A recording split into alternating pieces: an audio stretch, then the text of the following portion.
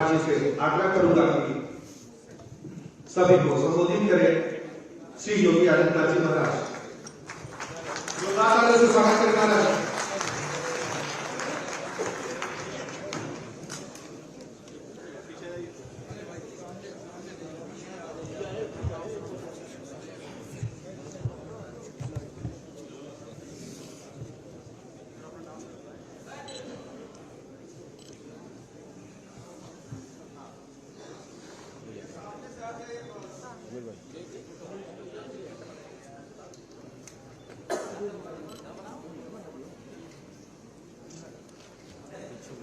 देखने में दीजिए एक जगह इकट्ठा करिए, ऐसे मत करिए प्लीज।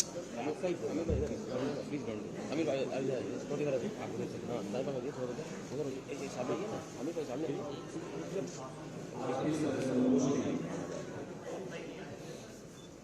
ये विशिष्ट वक्ता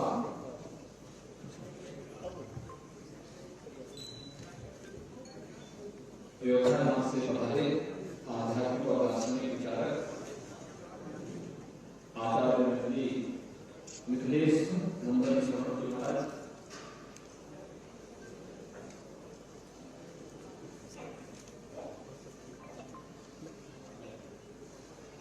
जिनके विशिष्ट उद्बोधन को अभी यहाँ पर आप सबने सुना है। GB Pant social science institute के डायरेक्टर, वरिष्ठ पत्रकार, स्तंभकार और साहित्यकार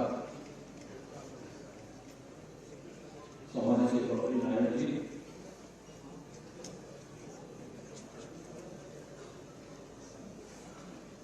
दैनिक जागरण के स्थानीय संपादक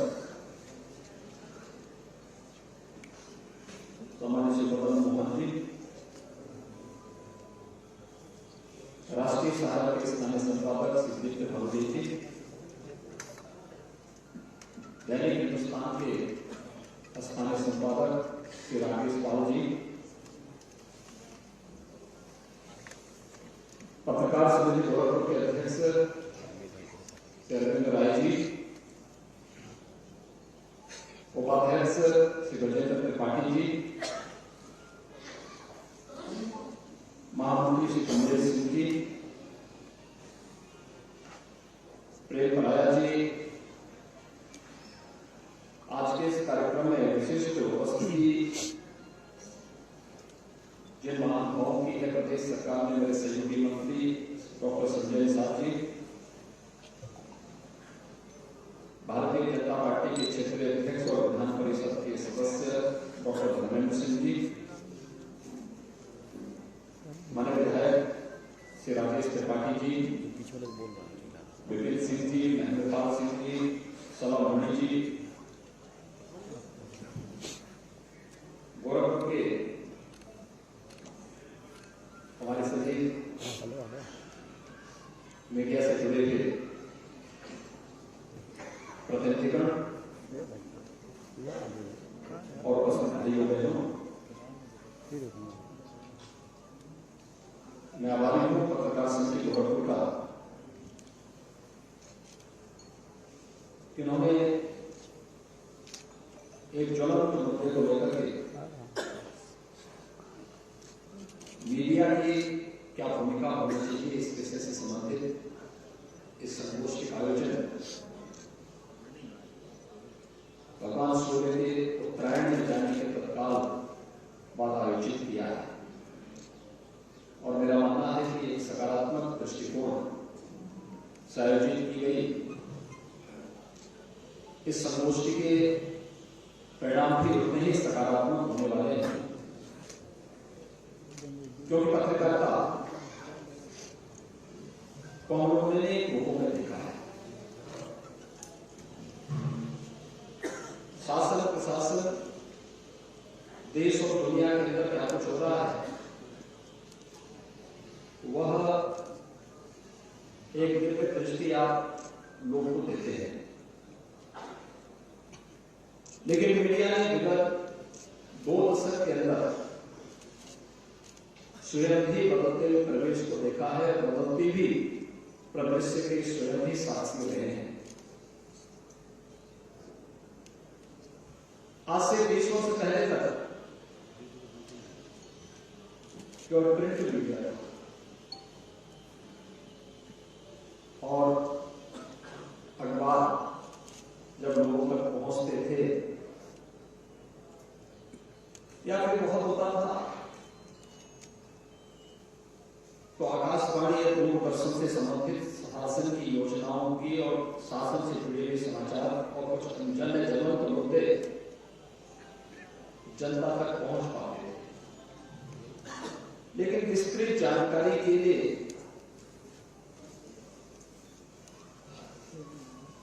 आम जनमानस प्रिंट मीडिया पर निर्भर करता है।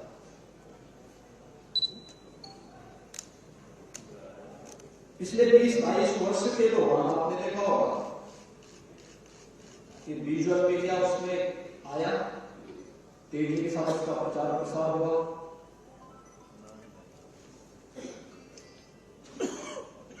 इधर विजुअल मीडिया के अनेक संस्करण आ रहे थे कि सोशल मीडिया में भी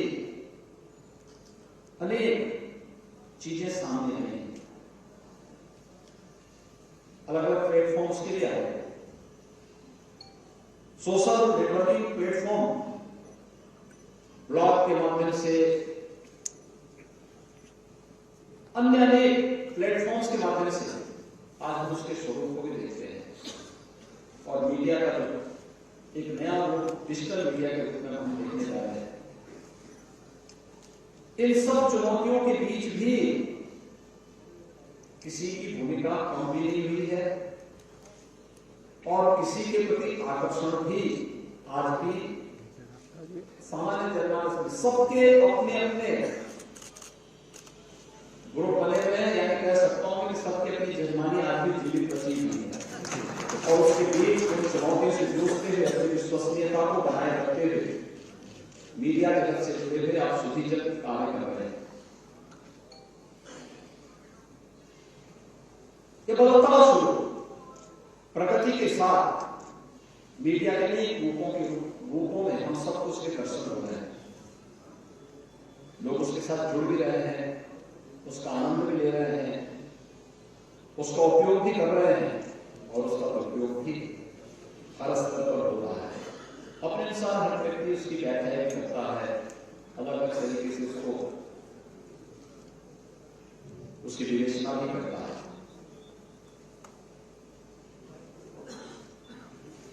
और आज यहां पर गोरखपुर की पत्रकार समिति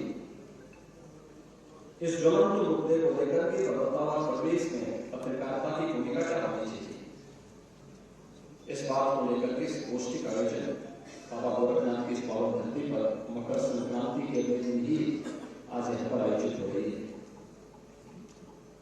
पत्रकार समिति ने 2 वर्ष पहले एक बहुत सार्थक पहल की थी और उस समय गोरखपुर पत्रकार समिति ने नेपाल के पत्रकारों के साथ मिलकर के आपस में दोनों देशों के बीच केवल राजनयिक संबंध नहीं हो सकते, राजनयिक संबंध शासन के स्तर पर होंगे,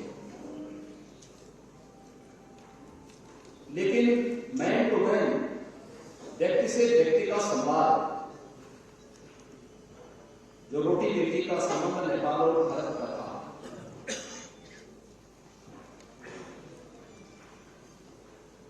दो शरीर लेकिन एक आत्मा का जो एक भाव था,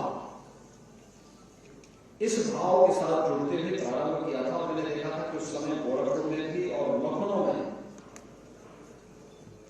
नेपाल से जुड़ा हुआ मीडिया का एक ग्रुप विकास किया गया था। उन्होंने गोरखपुर पत्रकार समिति के इस कार्यक्रम के अत्यंत सराहना की और उसके बाद उन्होंने नेपाल के अंदर जो रिपोर्टिंग की, मैंने उसके बाद देखा कि 2-3 डेलीगेशन मेरे पास नेपाल से आए थे, चैम्बर ऑफ इंडस्ट्रीज से, चैम्बर ऑफ कॉमर्स से, यूथ से जुड़े थे, टूरिज्म से जुड़े थे। एक अच्छी पहल बनी थी, लेकिन काल में इस सदी की सबसे बड़ी महामारी कोविड के दौरान वे सब बात हुआ,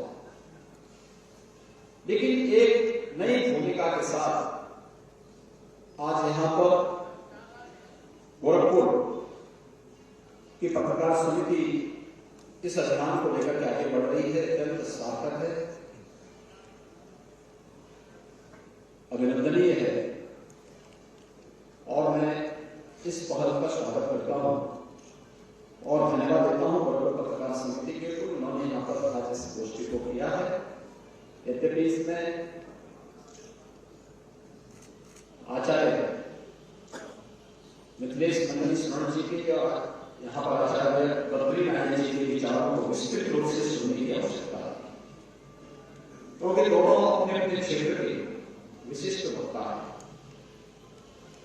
और उनकी बातों को उतनी विस्तार से सुनने के लिए उतना ही समय भी चाहिए। लेकिन ये एक पहल है, इस पहल को थमने नहीं देना चाहिए, आगे बढ़ने देना चाहिए, क्योंकि परिदृश्य जो नए जो बदलाव दिखाई दे रहा है ये वास्तव में आज की आवश्यकता है और आज की आवश्यकता के रूप उठाए गए कदम अपने परिणाम भविष्य की तरफ में छोड़ देते हैं और परिवर्तन याद रखना एक प्रकृति का नियम होता है। अगर परिवर्तन के साथ हम नहीं चलेंगे तो स्थिति हमारी वैसी होती है जैसे जले हुए पानी की होती है, उसमें सड़न आ जाएगी, जड़ता आ जाएगी और जड़ता हमेशा खतरनाक होती है, क्योंकि पंचभौतिक तत्वों से बना हुआ कोई भी काया उसकी एक निश्चित आयु होती है, एक निश्चित समय होता है। अगर हमने निर्णय लेने में समय गंवाया तो समय हमें गायब कर देगा और इसलिए आज के परिप्रेक्ष्य में हम सब की भूमिका भी उसी प्रकार की प्रासंगिकता है जैसे आप देश के अंदर देख रहे हैं। अभी हमने इस देश की आजादी के अमृत महोत्सव के आयोजन को संपन्न किया है। आदरणीय प्रधानमंत्री जी ने जब देश आजादी के 75 वर्ष के आयोजन के साथ जुड़ा, आपने देखा होगा, पता नहीं 1947 में जब देश आजाद हुआ देश में खुशी थी, लेकिन विभाजन का प्रभाव भी था। 1947 में भारत के आन शान का प्रतीक तिरंगा हर घर पर लहराया था कि लहराया था हम नहीं कह सकते, लेकिन देश जब अपनी आजादी का अमृत महोत्सव मना रहा था तो प्रधानमंत्री मोदी जी ने हर घर तिरंगा के माध्यम से हर परिवार को आजादी ये बदलाव हुआ परिदृश्य है, ये परिवर्तन आप सबने महसूस किया होगा। कैसे हर घर में तिरंगा लहराया था स्वतःस्फूर्त भाव के साथ। आवश्यकता पड़ी तो देश के कानून में संशोधन किया गया, लेकिन हर व्यक्ति को अपने राष्ट्रीय प्रतीक को अपने घर के ऊपर लगाने की पूरी स्वतंत्रता दी है। बड़ी हवेली से लेकर के झोपड़ी तक जब एक जैसा तिरंगा दिखता है तो लोकतंत्र का एक रूप बोलता है, यही लोकतंत्र है, यही सच्चा लोकतंत्र है। समान रूप से हर एक जगह समान रूप से दिख रहा है, उत्तर से दक्षिण तक, पूर्व से पश्चिम तक, गांव गली से लेकर के दिल्ली की संसद भवन और राष्ट्रपति भवन के गलियारों में और झोपड़ी से लेकर के राजप्रासादों तक ये तिरंगा लहराता दिखाई दे रहा था। तो वह एक भारत श्रेष्ठ भारत की परिकल्पना हो सकता है। यही बदलाव का दृश्य है और बदले में भविष्य को किस रूप में इसको अचानक बनाने में अचानक ही लाया गया, इसके लाने के लिए कुछ प्रयास हुए और किस प्रकार के प्रयास हुए हैं ये हम सब ने इस बात को देखा। देश आजादी के 75 वर्ष पूरा किया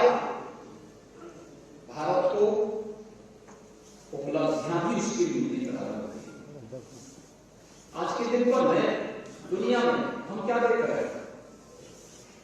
दुनिया की ताकत का एहसास दुनिया की अर्थव्यवस्था के माध्यम से, उस देश की अर्थव्यवस्था के माध्यम से लगाया जाता है। आज भारत दुनिया के अंदर सबसे तेजी से उभरती हुई अर्थव्यवस्था है, सबसे तेजी के साथ उभरती हुई अर्थव्यवस्था है। ये भारत की ताकत है, नए भारत की ताकत है। विगत 8 वर्ष में प्रधानमंत्री मोदी जी के नेतृत्व में जो निर्णय लिए गए, जो रिफॉर्म किए गए, जो प्रयास किए गए, भारत का जो परसेप्शन बदला गया, भारत के बारे में आम नागरिकों को और दुनिया के सामने भारत के बारे में जो धारणा थी, उसके बारे में जो दुनिया को बताया गया, अब उसका परिणाम क्या है? हर व्यक्ति आज इसको सोचने के लिए मजबूर हुआ कि भारत के बारे में लोगों की सोच बदली है, भारत के बारे में लोगों की धारणाएं बदली है, भारत को लोग अच्छी दृष्टि से देखने लग गए हैं। भारत दुनिया का नेतृत्व कर सकता है, आगे देखने दिखाई दे रहा है, और संयोग से वह आ भी गया। आजादी का अमृत महोत्सव का आयोजन अभी चल रहा है। भारत दुनिया की उस ब्रिटेन को पछाड़ करके, जिस ब्रिटेन ने भारत पर 200 वर्षों तक शासन किया, उस ब्रिटेन को पछाड़ करके दुनिया की 5वीं बड़ी अर्थव्यवस्था में, और यही नहीं, दुनिया के उन 20 बड़े देशों को जिन्हें G20 के रूप में जाना जाता है, G20 के वे देश जिनमें दुनिया की आबादी का 60% आबादी निवास करती है, वे 20 देश जिनका दुनिया के 75% ट्रेड पर अधिकार है, ये वे 20 देश हैं जिनका दुनिया की 85% जीडीपी पर अधिकार है, ये वही 20 देश हैं जिनका दुनिया के 90% पेटेंट पर अधिकार है।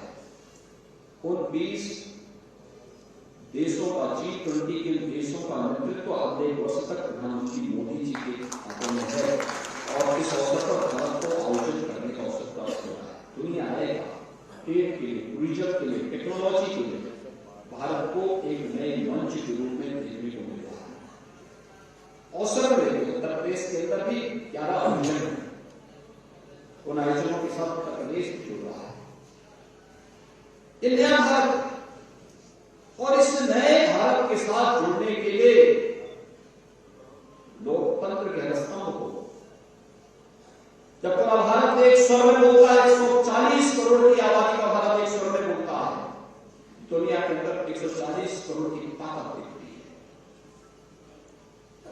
जो लोग हमें को हटना चाहते हैं, जो लोग हमारे बारे में गलत धारणाएं पैदा करते हैं, जो हमें जाति, मत, मजहब, क्षेत्र, भाषा और तमाम विवादों में बांटते थे, वे फेल हो गए।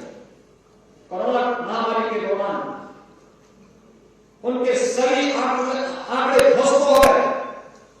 वे अपने देश को एक नहीं कर पाए, लेकिन भारत, मोदी जी ने कहा ताली पीटो, पूरा देश एक साथ ताली पीट रहा है। 140 करोड़ का भारत एक साथ ताली पीट रहा है। मोदी जी ने कहा लॉकडाउन होगा, हर व्यक्ति लॉकडाउन के साथ जुड़ा। मोदी जी ने कहा कि जान है जहान है, तो लोग इस मंत्र को निकाल करते हुए अपने घरों में बंद थे। और मोदी जी ने कहा जान भी है जहान भी है, दोनों एक साथ चलेंगे। लोगों ने कोरोना नियमों का पालन करते हुए सभी गतिविधियों को चालू किया, अनुशासन का पालन किया। जीवन में अनुशासन का क्या महत्व होता है? कोविड का प्रबंधन और आम जनमानस का देश के नेतृत्व के प्रति निष्ठा का भाव, उसका एक आदर्श उदाहरण है। और यही कारण रहा है 140 करोड़ की आबादी का भारत बेहतर परिणाम दुनिया में देने में सफल रहा है। और भाइयों बहनों, इसीलिए आज के इस बदलते हुए देश हम सबको भी अपनी भूमिका का साथ देना। हम सब जानते हैं उत्तर प्रदेश देश की आबादी का सबसे बड़ा राज्य है। 25 करोड़ की आबादी उत्तर प्रदेश में निवास करती है। और केवल उत्तर प्रदेश नहीं, बल्कि हमें तो उत्तर प्रदेश की जहां बात करते हैं तो अगल बगल के राज्यों से भी लोग अपनी शिक्षा के लिए, अपने स्वास्थ्य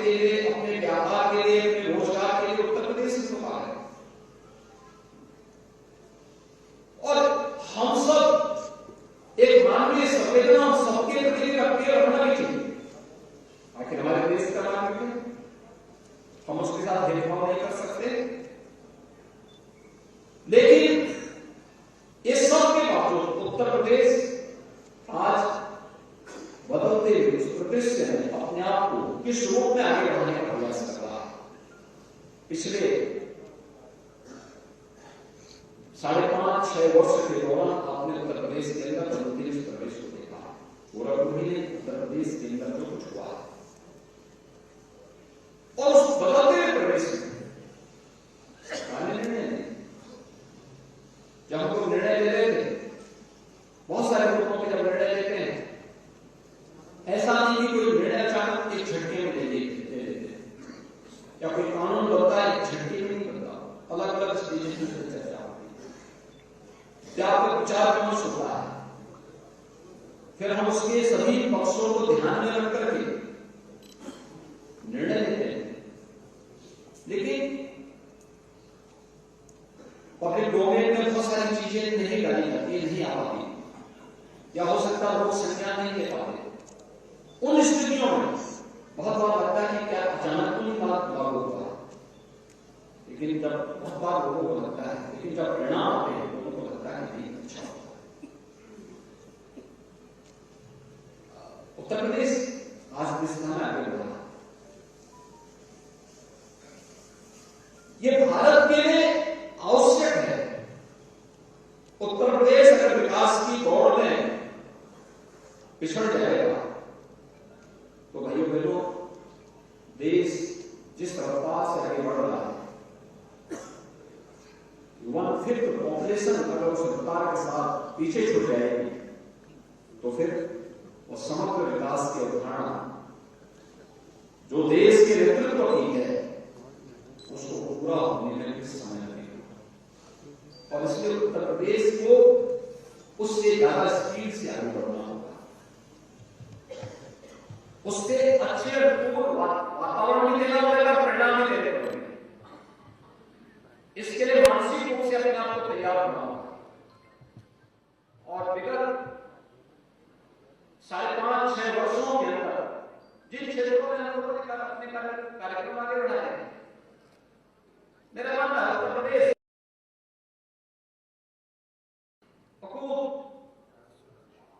पोटेंशियल रखते हैं, अपार संभावना इसमें है। प्रकृति की भी और परमात्मा की भी इसी कृपा से, और इस असीम कृपा के प्रदेश में हम सबको कार्य करने का अवसर मिल रहा है, तो परिणाम भी अपने आप ही है। हमें प्रयास करना है और प्रयास के लिए एक सकारात्मक सोच के साथ जब कदम उठते हैं, ईमानदारी पूर्वक अपने कर्तव्यों का पालन करते हैं, टीम वर्क परिणाम देती है, और टीम वर्क परिणाम देती है तो रिजल्ट भी हमारे सामने आते हैं। आपने उत्तर प्रदेश के अंदर कोविड कालखंड में परिणाम देखे होंगे, लोगों को आशंका है उत्तर प्रदेश का क्या होगा,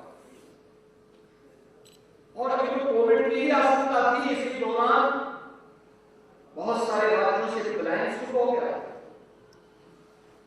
मुझसे पूछा गया इतने लोग आएंगे क्या करेंगे, मैंने कहा निश्चित करेंगे, उत्तर प्रदेश सब संभालेगा।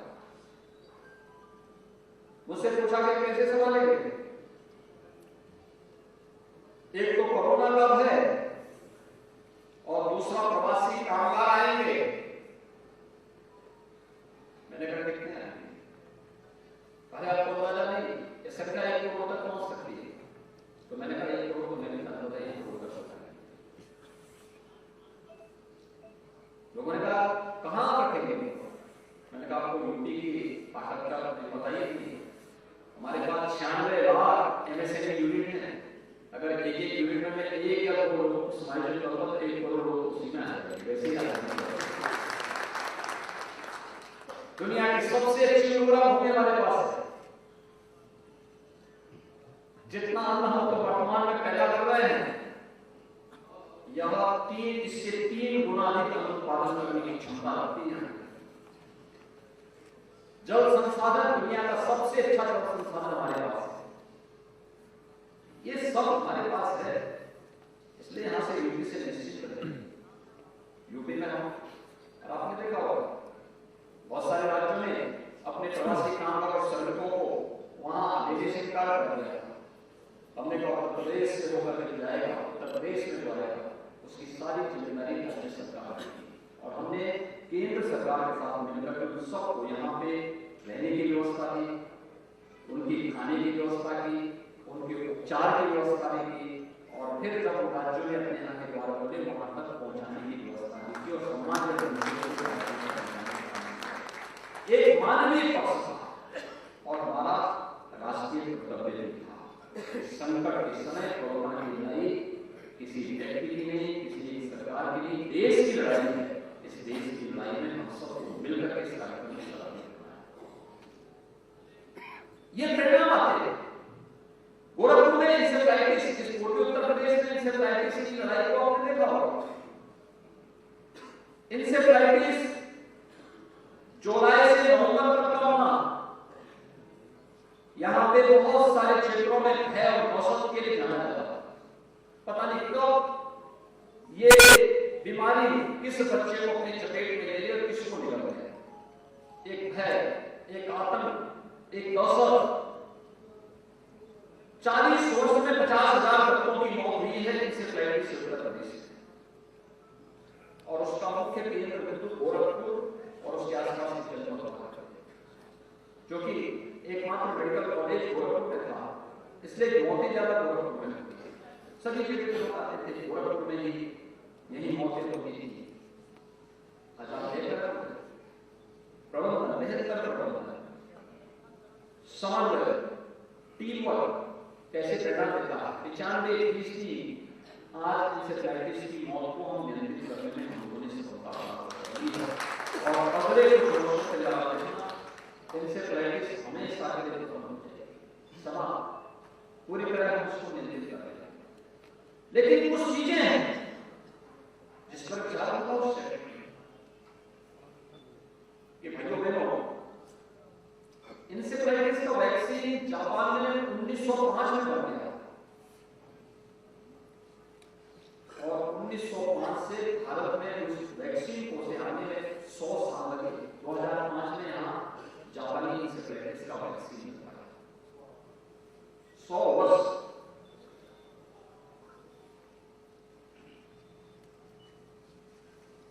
लेकिन कोरोना कालखंड में बीमारी नहीं थी,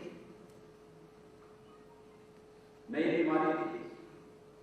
भारत में मात्र 9 महीने के अंदर दुनिया की सर्वश्रेष्ठ वैक्सीन लीडरशिप ये दुनिया के अंदर सबसे अच्छा वैक्सीनेशन का ड्राइव भारत के अंदर चला। हर एक व्यक्ति को 2 डोज तो लगी ही, लेकिन साथ साथ प्रिकॉशन डोज भी फ्री में लगभग 30% से अधिक लोगों को लग चुकी है। अभियान चल रहा है, बड़े पैमाने में इसका कार्यक्रम आगे बढ़ाया जा रहा है, और इसीलिए आज की उत्तर प्रदेश के प्रत्येक में जब हम बात कर रहे हैं, हमें इन बातों को सोचना होगा कि हमारी भूमिका केवल आलोचना तक ही या आलोचना तक ही सीमित रहेगी, या उस सकारात्मक भूमिका को लेकर के जिसे पत्रकार समिति ने अपनी पत्रकारिता के धर्म का निर्वहन करने के साथ साथ अपने कार्यक्रमों के माध्यम से समाज को उसके साथ जोड़ने का, इंटरेक्शन का नया तरीका अपनाया है। नेपाल की मीडिया के साथ बैठ करके गोरखपुर के आज भी मैं देख रहा था मंच पर उन उद्यमियों को या समाज जीवन से जुड़े हुए उन सभी लोगों को अपने साथ जोड़ने का कार्यक्रम, जिन लोगों ने अपने क्षेत्र में कुछ नया करने का प्रयास किया या किया, उनको भी आज इस मंच पर सम्मानित किया गया। एक सकारात्मक दृष्टि है, हम उसे नजरअंदाज नहीं कर रहे हैं, हम केवल रिपोर्टिंग नहीं कर रहे हैं, लेकिन रिपोर्टिंग करने के साथ साथ उनके प्रोत्साहन के लिए अपने मंच का इस्तेमाल भी कर रहे हैं कि हमारा मंच उनको प्रोत्साहित करेगा कि आप अच्छा कर रहे हैं। क्योंकि मेरी जहां पहली जिम्मेदारी अपनी मीडिया के प्रति है, वहीं साथ साथ मैं समाज के प्रति अपनी सामाजिक प्रतिबद्धता से मुक्त नहीं हो सकता हूँ। सामाजिक प्रतिबद्धता को बढ़ाने के लिए ये कार्यक्रम यहाँ पर अलग अलग समय में अलग अलग मंचों के माध्यम से भी इनके द्वारा उस प्रयास को आगे बढ़ाया गया। एक सार्थक पहल है और उत्तर प्रदेश आज उसी सार्थक पहल के साथ आगे बढ़ा है। आप देखते हैं उत्तर प्रदेश के अंदर कुछ सोचता था कि उत्तर प्रदेश स्वच्छ भारत मिशन में अपने लक्ष्य को प्राप्त कर पाएगा। उत्तर प्रदेश को 2 करोड़ 61 लाख शौचालय बनाने थे, 4 वर्ष में लक्ष्य को पूरा करना था।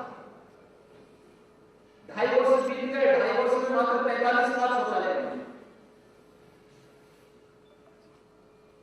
अब प्रश्न 2017 में जब मैं आया मेरे सामने था कि अब तो 2.5 वर्ष तो बीत गए, अब ये जो बाकी शौचालय हैं ये कैसे बनेंगे? मैंने कहा प्रयास कहा कि हर हाल में 2 अक्टूबर 18 तक ये बनने हैं। 1.5 वर्ष का समय हमारे पास समाप्त था। हमने कहा बनाएंगे। हम लोगों ने एक साथ प्रदेश भर के राजमिस्त्रियों को और उनके साथ बनाया, हर एक जगह उनका प्रशिक्षण करवाया और फिर हर ग्राम पंचायत में हम लोगों ने बड़े पैमाने पर उन्हें उपलब्ध करवाया। एक नोडल अधिकारी एक जगह पर तैनात किए हर ग्राम पंचायत मिशन मोड पे कार्य हुआ और जो कार्य 19 में 2 अक्टूबर 19 तक पूरा होना था, उस कार्य को नवंबर 18 तक पूरा करके 2 करोड़ 61 लाख गरीबों के घर में एक शौचालय बनाने का काम भी किया गया। स्वच्छ भारत मिशन उत्तर प्रदेश की पहल में दुनिया के खासतौर तीसरी दुनिया के देशों के लिए जिनमें आज भी गरीबी की अत्यंत खराब है, बदहाल स्थिति में रह रहे हैं, उन देशों के सम्मेलन में जब उस समय के माननीय उपराष्ट्रपति जी ने इसकी घोषणा की, वे लोग क्या करते थे? इतनी बड़ी आबादी का राज्य इतनी जल्दी इतने शौचालय कैसे बना दे रहा है? वो तो लोग आश्चर्य होते थे। कोई सोच सकता है उत्तर प्रदेश में कि 45 लाख गरीबों को एक आवास उपलब्ध करवाए, लेकिन 5-5.5 वर्ष के बाद 45 लाख, और जब ये आंकड़ा हम दुनिया के सामने रखते हैं लोग चौंकते हैं, इतने लोगों को मैंने कहा हम देते दिए या आवास बन रहे हैं, गरीबों के तो बन चुके हैं या बनने के अंतिम चरण में चल रहे हैं। कार्य करने की चीज का जज्बा होना चाहिए, परिणाम नहीं आएगा। कोई सोचता था उत्तर प्रदेश गंगा मुक्त होगा, आज उत्तर प्रदेश में बड़े बड़े पर्वों के त्योहार हो रहे हैं। कल आपने देखा होगा गोरखपुर में गोरखनाथ मंदिर में इतना बड़ा खिचड़ी मिला था, प्रयागराज में मकर संक्रांति का स्नान था, 25 लाख लोग स्नान किए संगम में, लेकिन इतना शांतिपूर्ण तरीके से सारे कार्यक्रम चल रहे हैं, ओवरऑल बोर्ड पर सब चल रहा है, हर व्यक्ति अपनी जिम्मेदारी का निर्वहन, एक सिस्टम जवाबदेही के साथ कार्य करता है, परिणाम भी उसी जवाबदेही के साथ सामने आते हैं, परिणाम भी उसी प्रकार के सामने आते हैं। और इस सिस्टम को चलाए रखने में केवल शासन की भूमिका नहीं, केवल जनप्रतिनिधियों की भूमिका नहीं, केवल प्रशासन की भूमिका नहीं हो सकती। जब इसमें मीडिया भी इसमें सकारात्मक रिपोर्टिंग करता है और सकारात्मक रिपोर्टिंग जब कॉमन मैन के पास आता है, आम जनमानस के पास आता है, मेरा प्रयास मैं बोलूंगा 100-50-200 लोगों के बीच में बोलूंगा, जनप्रतिनिधि 25-50-100-200 लोगों के बीच में बोल पाए, लेकिन उनकी बात को लाखों करोड़ों लोगों तक पहुंचाने का सशक्त माध्यम तो मीडिया है। मीडिया के अलग अलग वही उसको वहां तक पहुंचाएगा, और अगर आप सकारात्मक दृष्टि से पहुंचाएंगे तो लोग सकारात्मक रूप से पहुंचाएंगे तो लोगों की दृष्टि भी नकारात्मक होगी। और ये जो सफलता की नई कहानी है, ये उसी सकारात्मक दृष्टिकोण का है जो रिपोर्टिंग आपके माध्यम से तुम लोगों तक पहुंचती है, उसको पढ़ करके आप मुझे बताइए मकर संक्रांति के मेले के लिए या फिर प्रयागराज में कुंभ के आयोजन के लिए या मेला में प्रयागराज मेला के लिए किसी को आमंत्रण होता है? नहीं, कोई आमंत्रण नहीं होता। स्वतःस्फूर्त भाव के साथ लोग जाते हैं। एक बार कुंभ मेले में वाल्मीकि जी ने कुछ विदेशी दूतावास से जुड़े हुए अधिकारियों को बुलाया, राजनयिकों को बुलाया। लोग देखे इतनी बड़ी भीड़, उन्होंने कहा इतनी बड़ी लोगों को आमंत्रण करने में कितना खर्च होता है? उन्होंने कहा कि हमारे इसका बहुत है। उस समय उन्होंने कहा कि एक चवन्नी खर्च होता है। कहा चवन्नी का क्या करते हैं? कहा कि वो कुछ नहीं करता है, एक चवन्नी से उस समय पंचांग आ जाता है, तो साल भर के त्योहार को ले पंचांग अपने घर में लग लेता है और उस पंचांग के अनुसार वो जाता है कि इस तिथि में फलाना स्नान है, इस तिथि में फलाना पर्व है, और वही साल भर के लिए पूरा उसकी टिकट की बुकिंग कर देता है। उसका आना है, उसका आमंत्रण वही चवन्नी होगी। ये स्थिति है। वो चौंका, उसने कहा कैसे, क्या ये भी हो सकता है? लोगों के लिए बहुत बड़ा आश्चर्य होता है। दुनिया के लोगों को सांस्कृतिक धरोहर के रूप में कुंभ जाना जाता है। लोगों को लगता है कि 24 करोड़ लोग प्रयागराज कुंभ में आएंगे। 24 करोड़ लोग बड़ी संख्या है। ये जो सकारात्मक पहल है, किस रूप में आगे बढ़ाना, हम उसको देखें तो किस रूप में आगे बढ़ सकता है, लेकिन उस पर पहुंचाने का काम तो आप ही कर रहे हैं। उस प्रकार की दृष्टि आप ही समाज को देते हैं, लोगों को बताते हैं अच्छा होता है, इस रूप में कार्यक्रम होता है। लोगों को जब अच्छे ढंग से आप बताते नहीं तो होता क्या है? अफवाह। अगर आप सकारात्मक कदम चलाने से अपने को रोकेंगे तो उसकी जगह कौन देगा? अफवाह देगा, और अफवाह लेकर के फिर भगदड़ उसी से मिलती है, अव्यवस्था उसी से रहती है, अराजकता उसी से रहती है। एक अफवाह किसी का कल्याण तो नहीं करती, लेकिन अंधविश्वास को भी जन्म देती है और अराजकता को कुछ नहीं। लेकिन एक सकारात्मक लेखनी लोगों को आगे बढ़ने के लिए प्रेरित करती है और एक सही सूचना, सटीक जानकारी को लोगों तक पहुंचाने का काम भी करती है। और ये सब कार्यक्रम मीडिया के माध्यम से उन तक पहुंच पाती है। लोग उसी के माध्यम से उसको देख पाते हैं, समझ पाते हैं कैसे हम इस कार्यक्रम के साथ जुड़े, कैसे इस कार्यक्रम को आगे बढ़ाएं। और ये सभी चीजें आज उसे आगे बढ़ाने का कार्यक्रम।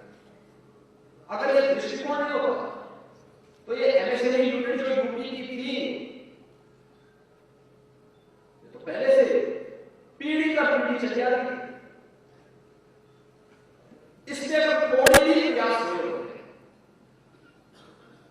कोरोना में जब हमारा प्रवासी कामगार और श्रमिक वापस आ रहा था, मुझे उसकी पीड़ा पर मेरी संवेदना उनके साथ थी।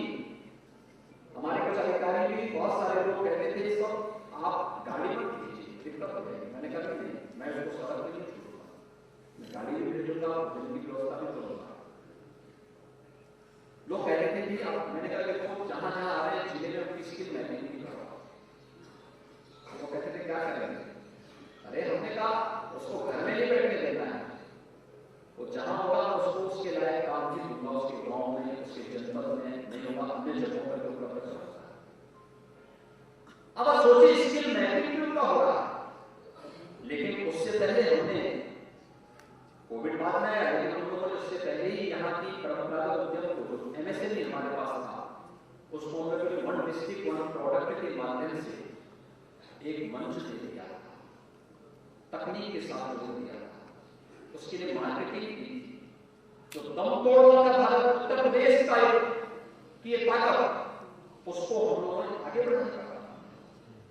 इसलिए क्या है, उत्तर प्रदेश के बारे में लोग पहले मानते थे कि ये पुष्टि नहीं हो सकता। आज उत्तर प्रदेश एक्सपोर्ट करने को करता है। एक्सपोर्ट यहां से सूक्ष्म लघु मध्यम उद्यम से जो उत्पाद बनते हैं, 1,56,000 करोड़ रुपए का एक्सपोर्ट केवल यही हमारा आज के दिन उत्तर प्रदेश से हो रहा है। उत्तर प्रदेश के लिए बहुत बड़ी उपलब्धि है और 5 साल में यहाँ बोलने से सीखा।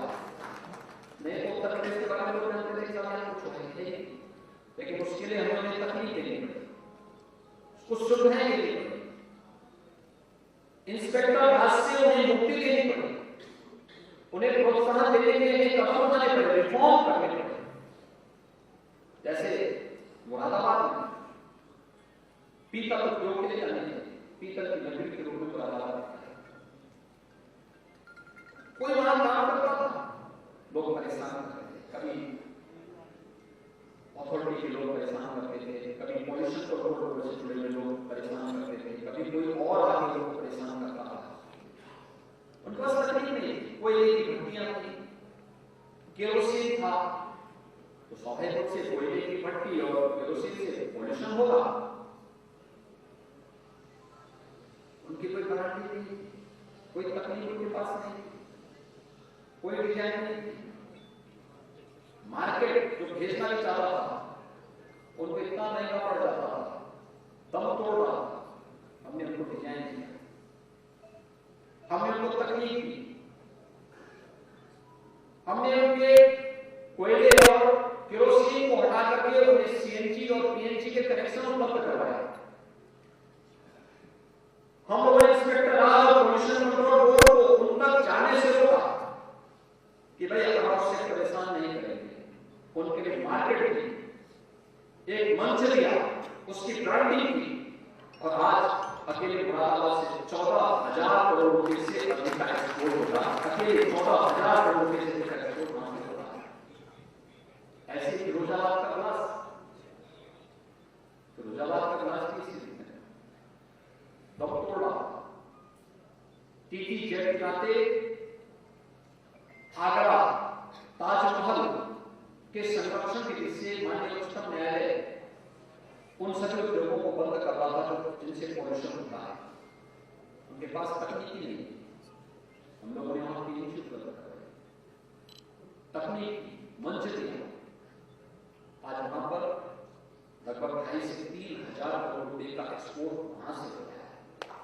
भदोही की काली उद्योग दम तोड़ रहा, आज वहां पर 6 से 7 हजार करोड़ रुपए का एक्सपोर्ट अकेले भदोही कर रहा है। कारपेट छाने की क्षमता रखता है, क्या नहीं है हमारे उत्तर प्रदेश के हस्तशिल्पी और कारीगरों के पास सब कुछ, लेकिन शासन का प्रोत्साहन चाहिए, समाज का प्रोत्साहन चाहिए, और आज उस प्रोत्साहन में उसे पंख लगाए हैं। 1 डिस्ट्रिक्ट 1 प्रोडक्ट, प्रधानमंत्री मोदी जी की भावनाओं के रूप आज वह आत्मनिर्भर भारत की आधारशिला बनी। करोड़ों नौजवानों को इसमें रोजगार मिला।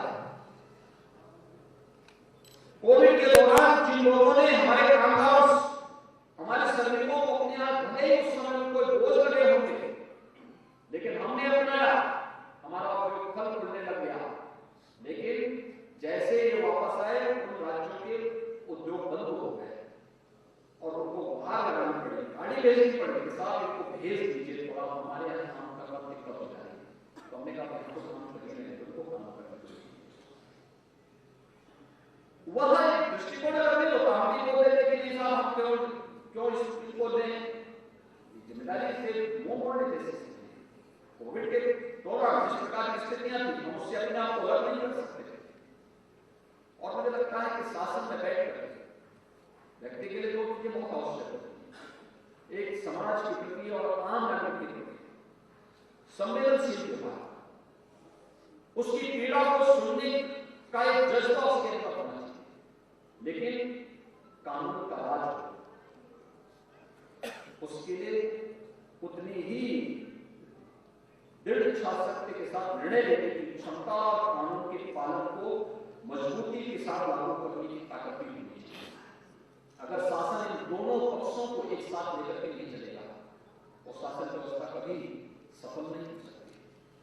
अगर शासन व्यवस्था में गरीब, कमजोर, सज्जन और सामान्य नागरिक प्रताड़ित होगा, उतंत्र, उच्छृंखल, माफियावादी प्रकृति के तत्व, उन्हें खुली छूट देकर के राजनीतिक फैलाने की छूट दे दी जाएगी, तो सामाजिक व्यवस्था में संतुलन पैदा होगा, अराजकता पैदा होगी, लोगों में व्यापक संतोष होगा, सत्ता को गिरते हुए, बदलते हुए, पलटते हुए कोई देर नहीं लगेगी। और मुझे लगता है आज की आवश्यकता है, हमें उस पर हमेशा विचार करना होगा।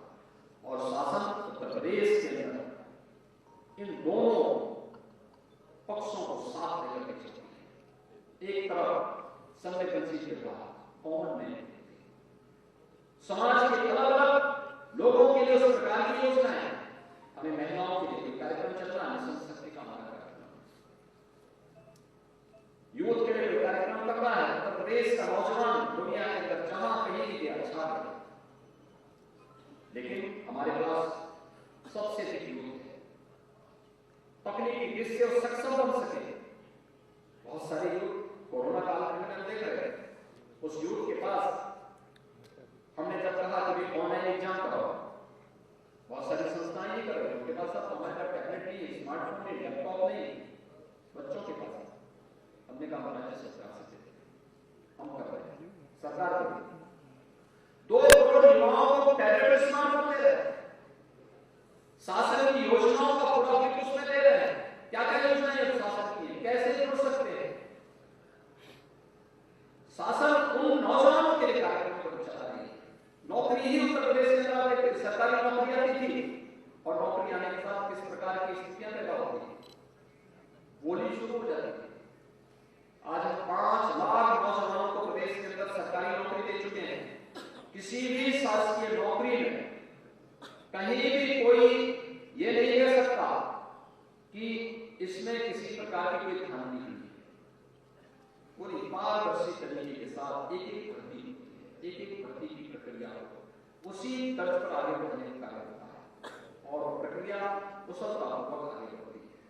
आज उसी प्रक्रिया को आगे बढ़ने के लिए शासन की जब नियत साफ है, बिना भेदभाव के हर एक पक्ष को उसकी क्षमता, उसकी योग्यता के अनुसार कार्य देने का जज्बा, तो फिर क्यों नहीं न्यायपूर्ण तरीके से हम सभी कार्यक्रमों को आगे बढ़ा सकते हैं।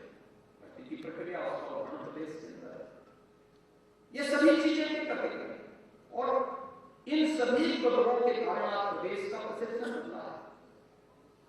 आज प्रदेश के बारे में लोग की धारणा बदली है। 5 साल 7 साल पहले की स्थिति क्या है यूपी के बारे में? पहले तो लोगों को लगता है यूपी में सुरक्षित नहीं है। ऐसा तो नहीं कि उत्तर प्रदेश में लोग न रहते, सबसे बड़ी आबादी का राज्य था, अभी सबसे बड़ी आबादी का राज्य था, लेकिन लोगों को कठिनाई होती थी, व्यापार ठप हो जाते थे, गुंडा टैक्स वसूली होता था, रोटियां वसूली होती थी, अपहरण जो फल फूल रहा था, जो लोग लगे थे वो पलायन कर रहे थे, जो यूपी से बाहर जाता था उस नौजवान के सामने अपनी पहचान छुपाने के सिवाय कोई दूसरा चारा नहीं था, अपनी पहचान छुपाता था, उत्तर प्रदेश का नहीं बताता था। लेकिन आज तो ऐसा नहीं, आज तो देश और दुनिया में जहां कहीं जाता है, दुनिया में जाएगा, भारत के बारे में लोगों की धारणा बदली है। भारत को बहुत सकारात्मक दृष्टि से लोग देखते हैं। उत्तर प्रदेश का कोई नौजवान आज के दिन प्रदेश के अंदर कहीं भी जाता है, लोगों की धारणा उसके बारे में बदलती है, लोग अब उसको सकारात्मक भाव से देखते हैं।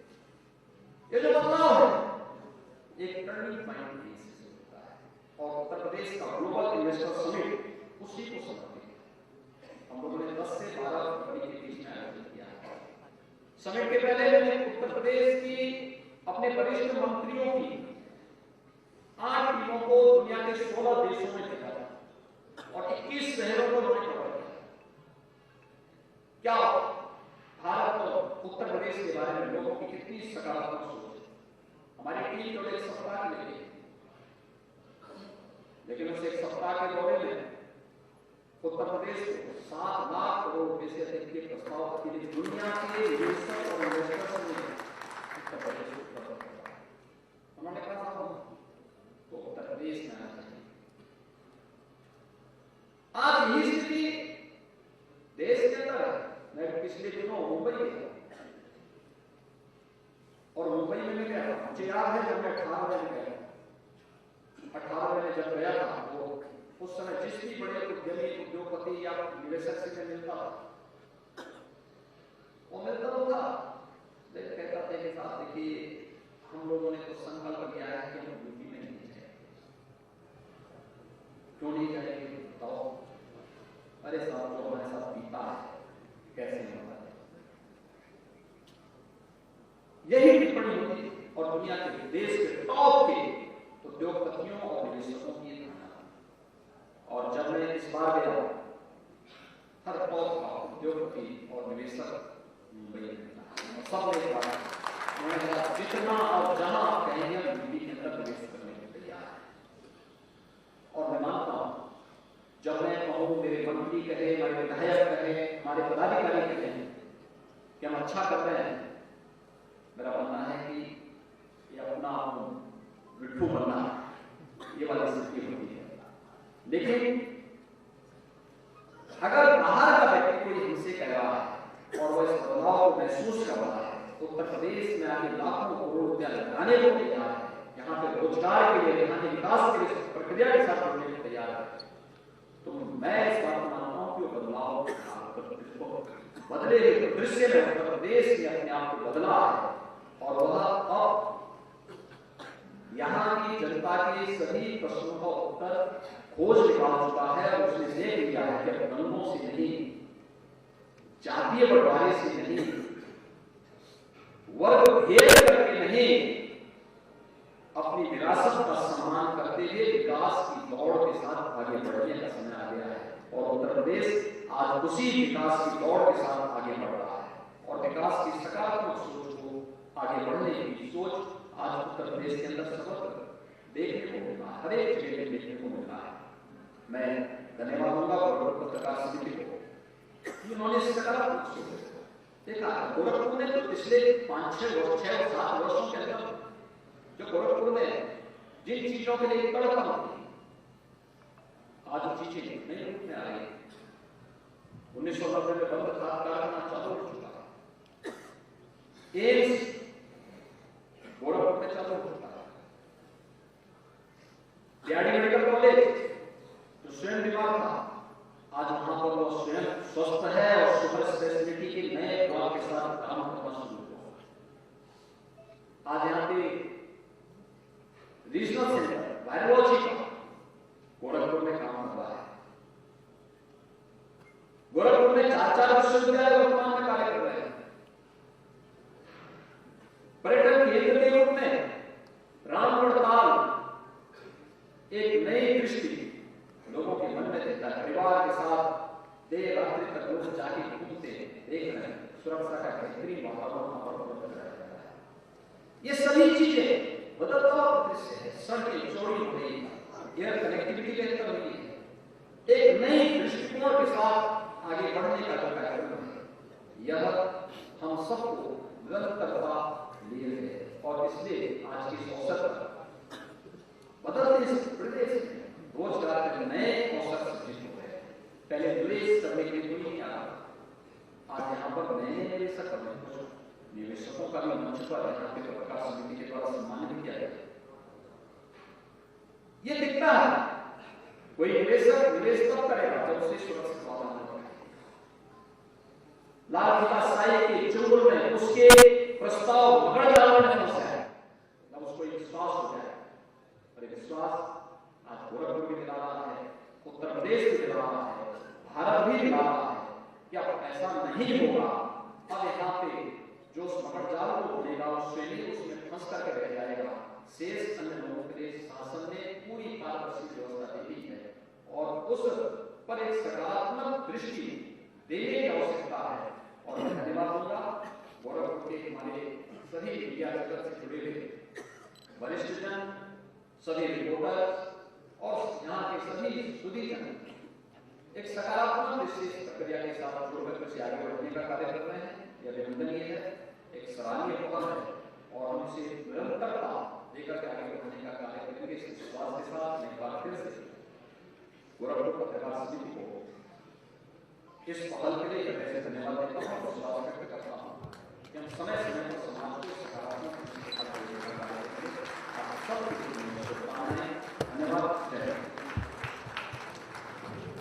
धन्यवाद महाराज जी। अब हम अपने संपादक से अनुरोध करेंगे महाराज जी को